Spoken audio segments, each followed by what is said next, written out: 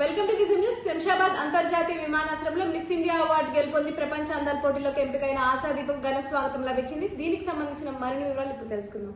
తెలుగు అమ్మాయిని.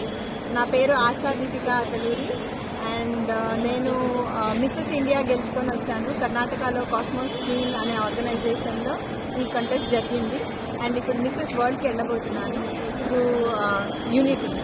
అండ్ నేను ఇక్కడ